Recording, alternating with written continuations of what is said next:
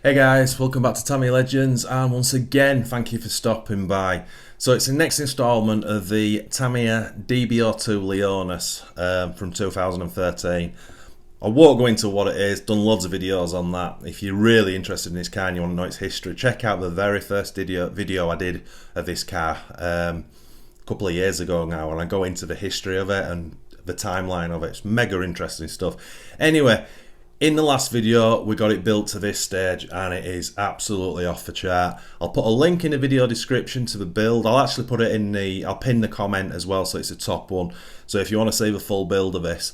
But in this video, and we've got a lot to do in this video, so we're obviously going to get the shell done. So cut, washed, masked, painted and decaled. So we're going to get all that done. That'll be finished. In between, while we're waiting for paints to dry and things, we're going to fit it with the electrics. Probably going with the Tamiya Superstock BZ motor. That's actually the motor of choice for it, funny enough. We're running it on 2S. So we'll get all the electrics in, get it ready to run. And then once all that's done, we're going to get it out for its first run, which I'm really excited about. I'm just curious how it runs and more so how it sounds, because it's an incredibly strange car. And that's about it. Probably won't be running it with the kit wheels and tyres, just because I would have to glue these and I really don't want to. So I'll probably nick some white ones off my TRF 502 because I need to order a brand new set of wheels and dual block tyres to kind of finish it off. So it's got some like AstroTurf tyres on, and wheels. So we'll probably, when we come to run it, we'll probably swap it over because it's the same fitment front and back. So yeah. Let's get cracking with this one. Right, let's get this party started, as they say. So, two-piece body set, standard Tamiya racing wing, but I'm probably going to cut that differently. I always find the standard racing wing too bulky. I'll put some shape onto the wing sides. You'll see what I mean as we go. But yeah, there's that, and then there's the main shell itself, which is not the greatest looking. Apparently it was designed by Tom's, apparently. Now, interesting fact. When we look at the instructions, so obviously the first thing to do is cut it out, no problem.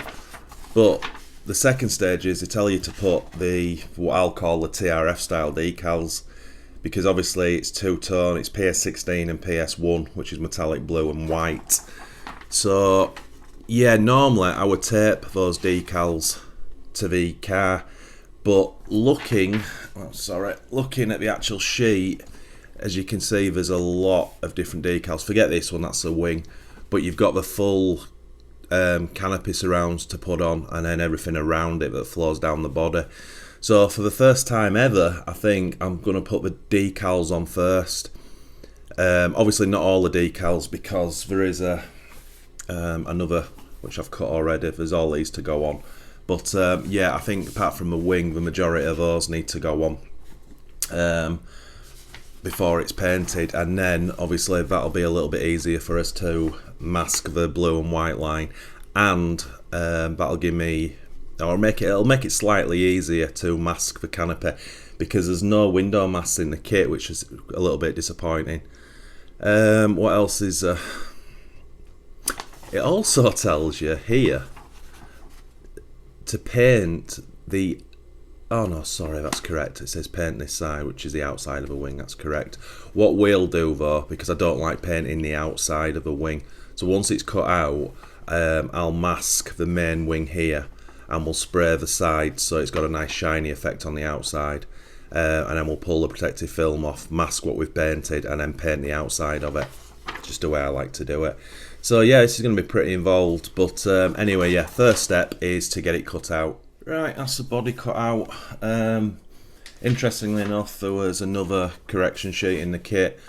Not too sure why the wing's there, but the rear of it is obviously the main instructions told you to leave that section on, but it's got to come out. A lot of corrections in this kit. So yeah, I just need to sand it now, but you get the idea. I had to do some extra cuts. I had to make that section wider across there to allow the two hop-ups to sit, and everything else is pretty straightforward. Sorry. The wing is now cut out, and that's the shape I was telling you about. I just think it looks a lot better than the standard racing wing. Cut like that.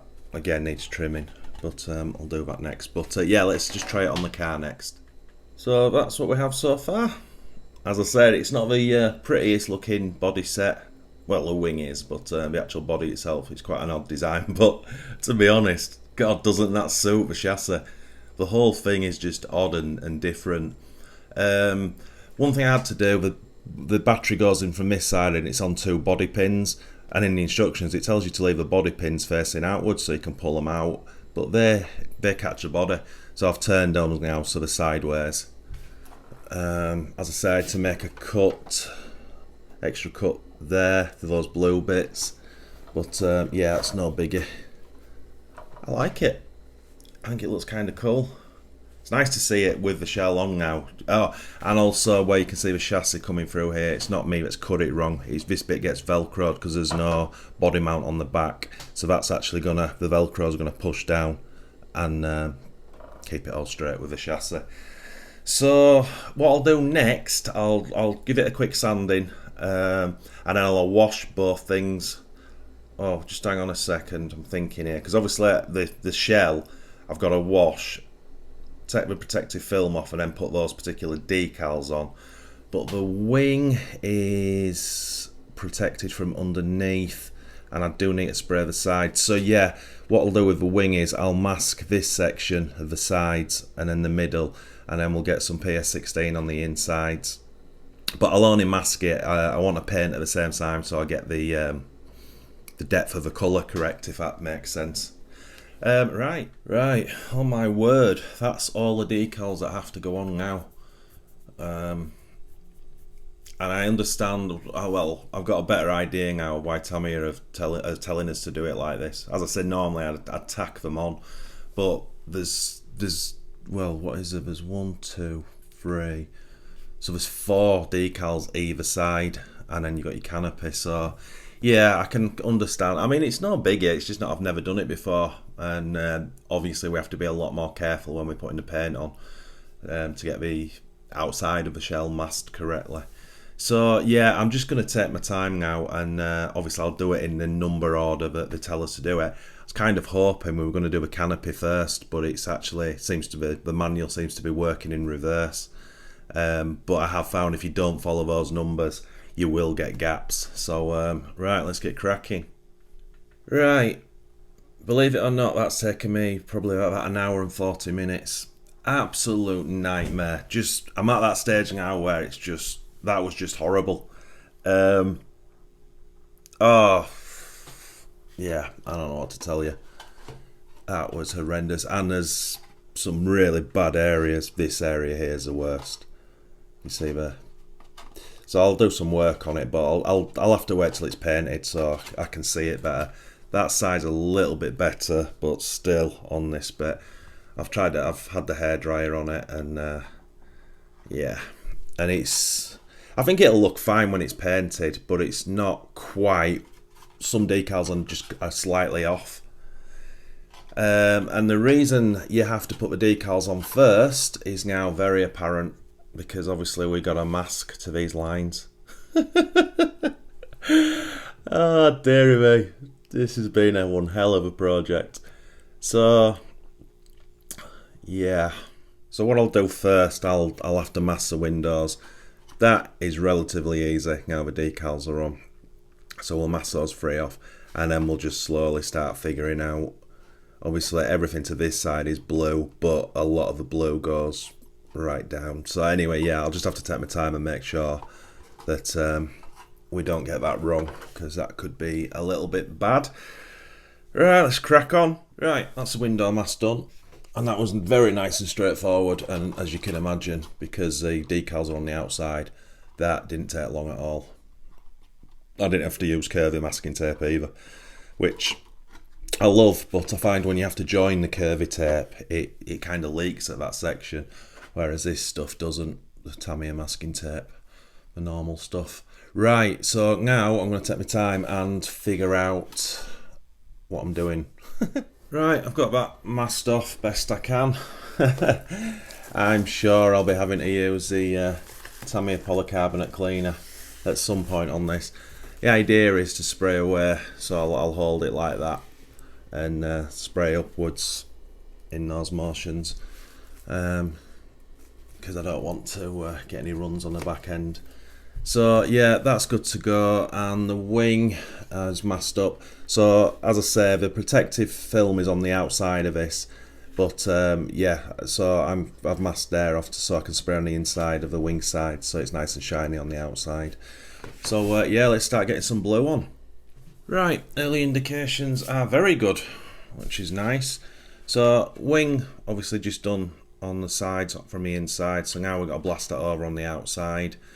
I've taken the protective film off now, and the shell, yeah, it seems okay. Obviously it'll probably brighten up, well it will brighten up when we put the white on the backing, but yeah, I've not found any leaks, which I was kind of concerned about, but yeah, that's cool. Right, let's get some white on. Right, that's all the paint on. Went on rather heavy, that last coat. Obviously we're back to blue, but yeah, that's still drying, and I'm not going to touch that until it is completely dry. And then the wing is done. So what I'm going to do now is I'm going to put the decals on the wing, because that's dry. By the time I've got those decals on, I can probably start taking the masking off. Right, that's the wing all decaled up. Relatively easy. There's actually the end of the flames you'd put on separately under there, but a little bit pointless because you can't see them. Yeah, that's a little bit odd. Could have probably left that off. And then I like when it says the World Championship team on the back. It kind of looks cool when the car's finished. And then the sides, it just has a Tamiya logo. Right, so that's finished. Let's bang that on the car. Right, that's looking really good. I really like the shape of the wing, way better than the standard sort of cutouts on the normal racing wing. But yeah, that looks kind of cool. Do you know, I actually thought the yellow on the decals was like a neon, maybe like I can't say the word, fluorescent. But it's quite a dull yellow actually. Yeah, I'm quite surprised about that. I think it would have looked better with a little bit of neon. Right, let's start taking the masking off the body. Fingers crossed. Right, I think I've got to be happy with that. No bleeds at all, so that's lovely. And no patches of blue on the white anywhere, which I normally get at least one. Yeah, paint's still hardening, but you get the gist of it now. Once it's fully dry, I'll get a craft knife and I'll take I'll cut the windows out and get rid of that, because you get that horrible effect with the full decal over it. But yeah, that's pretty good. Right, while it's hardening, at least I can get the decals on. So yeah, let's get on with that. So just before I put any decals on, I was just looking, because there's quite a few of these like black decals on the sheet, and something I've not really looked at. And you put the two big ones at the back. I don't like it. And you also put these around the front. Don't like it. I don't think it needs that. I think the shell looks good enough on its own. So I'm gonna oops, these like odd shaped things I'm gonna leave off. I don't think it needs that, and I might put some decals there in its place if it looks a little bit bare. But yeah, let's get these ones on. And I think I'll call that finished at that. So everything's pretty much box art as it should be. All these are supposed to be there. I think it looks kind of cool. The only things, obviously, because I've not put those black bits on at the front, I put those red toms on, which I like. Probably not going to be able to see them very well once it's on, but I had a couple of transpedes left, so I'll just put one across there, and then I just added the Tamiya black and white logo, but the rest of it is box art. But I think that looks kind of cool, to be honest. Right, let's stick it on the car. And there she is. I've got to say, that one's been a long time coming for me. As I say, I had this kit originally two and a half years ago, maybe longer, and I ended up swapping it for a TRF 503 new box, which was a great swap. But it looked afterwards that I wasn't going to get another DB02, and then I've really paid over the odds of this one. And then of course we've done all the hop ups. But yeah, to see it finish now and the fruits of my labour or whatever they say. I've not velcroed the back yet. I'll let the paint harden 24 hours, and I've not gone round there yet, which I need to do. I'll probably, as I say, I'll leave it 24 hours and then go around with a sharp knife. That's kind of cool. I know it's not one of the prettiest cars from Tamiya, but it's different, isn't it? It's pretty unique. So that back end will sit down a little bit to match the chassis.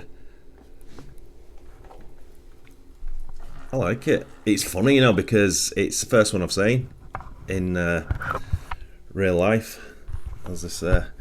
So yeah, it's quite odd to be looking at one, and there's quite a lot to look at. Daft as it sounds, it's quite a thing.